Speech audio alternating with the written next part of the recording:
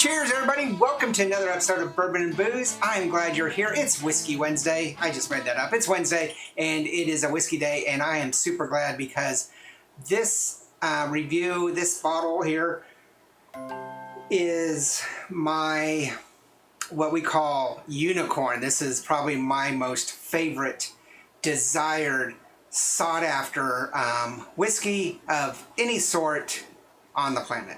So I'm super excited. Now there's stuff out there I'm hunting, but I would hands down buy this over anything. This is just the best whiskey I have ever had in my life. And hopefully by the end of this video you agree. Now, I would like to personally ask you from the bottom of my heart to make sure you hit that like and that subscribe. It means so much to me. It's a very simple kind gesture on your part to show that you like the video or you watch the video, and go ahead and subscribe. It helps me understand that I'm moving in the right effort and doing the right things for you. About 80%, almost 90% of you that watch my videos aren't subscribed. So go ahead and if you could, out of the goodness of your heart and just to show some love, go ahead and subscribe as well as like. And please leave some comments, especially on this video, because I'm really interested in what you think. So, I can't tell you when I first became really focused on this whiskey. This was something that I had never heard of for a long time, and started hearing a little bit about it, and I got some High West, and I really liked the High West. The Campfire was a little bit iffy, but I really liked High West. But this one was just something that I really wanted to try. I don't know what it is about it, but just had to get my hands on it. And I got a sample and fell in love with it. It more than lived up to its expectations, which is usually not the case. Usually when I try a whiskey that is sought after, whether it's a Weller or a Pappy, excuse me, or even a Scotch, it doesn't live up to it. Now, one other whiskey does is Octomore, which is a peated Scotch. That lived up to my expectation. But this is really the only whiskey that really exceeded what I wanted. And that is High West, a Midwinter Night's Dram. It's a limited bottling, comes out every November in the fall, and it is very limited in how many are out there. This is almost impossible to find in states like Texas where allocation is just haywire. This actually is Act 10, Scene 3, so I think this is a 2022 bottling, if I remember right. It's 49.3%, so it's just under 100 proof. Yeah, I'm not seeing the actual bottling date on here, but I think this was about 2022. You guys can correct me in the comments below. I don't think it's a 21 or earlier. The 23s should be coming out here towards the end of next month. It's like early November, I believe, that they come out. But this is a spectacular effort on the High West. And they have some other really top-notch stuff, and I have one of them. I just can't think of it. It's over there somewhere. But it's a barrel select, bottled and bond type of stuff.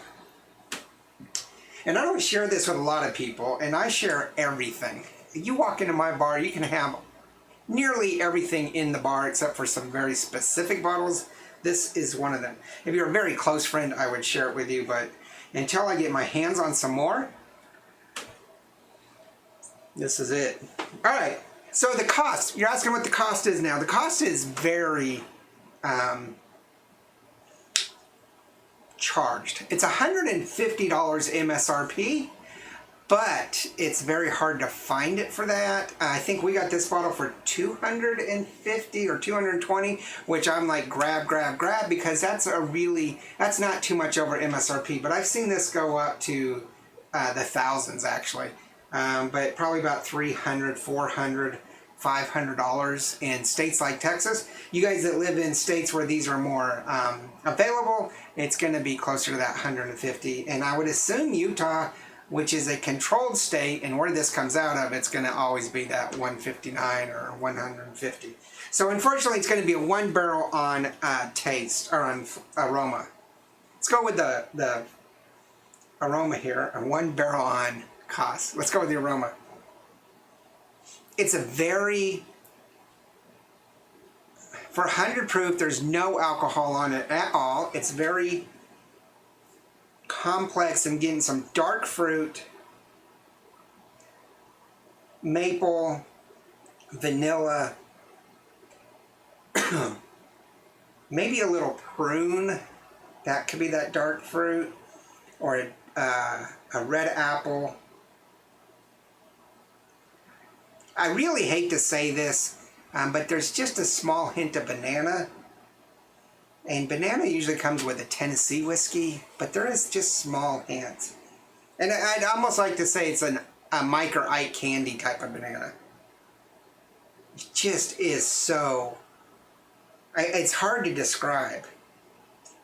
To me, it's a very smooth, almost Kentucky bourbonish. This is a blend of straight rye whiskeys finished in port barrels, but it's a very bourbonesque, not a rye.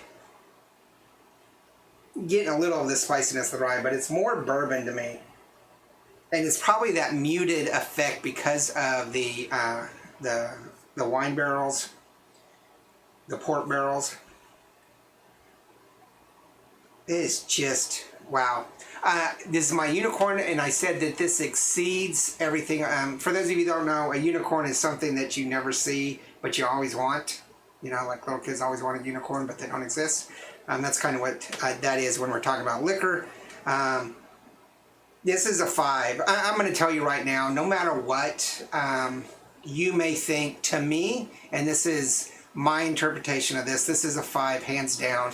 Straight across the board, except for that cost is a 1, but we're going to give it the bonus barrel. So this is a 5, and I'd love to know what you guys think.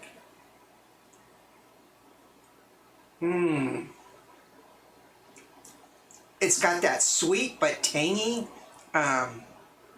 spiciness of the rye, but that port barrel is giving it the right kind of tangy, thick, kind of almost syrupy flavor. Not like maple flavor, but it is. Oh, wow. Getting that dark fruit. Just a little bit of tobacco. Like a hint of smokiness, but it's more of that spicy, peppery rye. It's been heavily muted, though, because of the port. Spectacular. And not a lot of bite. For 50%, just about, it's 49.3%. So for 50 or 100 proof, that's really quite muted. I wonder what it would be like at a little higher proof. I wonder if any of these come at a higher proof. Like I say, this is Act 10, Scene 3. And I would assume that Act 10 is the year. So this is the 10th year they've been doing it. I could be wrong. You guys let me know. And the Scene 3 is the bottling event, or barrels. So that would be nice to know. Go ahead and leave those in the comments below if you know much more about this. How readily available is Midwinters for you? To be quite honest, I didn't get this. Family member picked it up for me. But until almost the last couple months, I have never ever seen this on the shelf. Ever. In the last few months, I did see one on the shelf for about 200, which I was really, I'm sorry, about 300, which I was really close to snapping that up at the time. And then I saw 6 of them at a store just down the street from me that is a chain here in Texas. It's not one of the big box stores, but it's a chain store. And they are notorious for what we call being a museum. Their prices, especially for allocated stuff, is outrageous.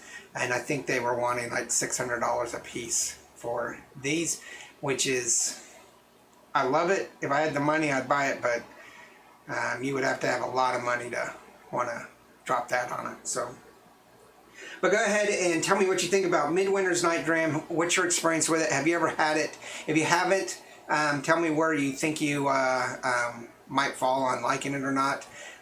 That's kind of a strange question if you haven't had it, but go ahead and tell me what your unicorn is. This is my unicorn, always is. I have it, and it'll still be my unicorn. I know a lot of people out there like those Buffalo Traces and the Pappies. I've had the Pappies, not impressed. Most of the Buffalo Traces, not impressed.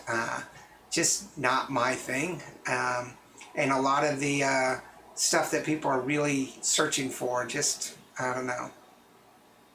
Not with it. But this, definitely, I'm on board for this. So tell me what you think. All right, Midwinters Night Dram, Act 10, Scene 3. I give it a full 5 across the board. And to me, this is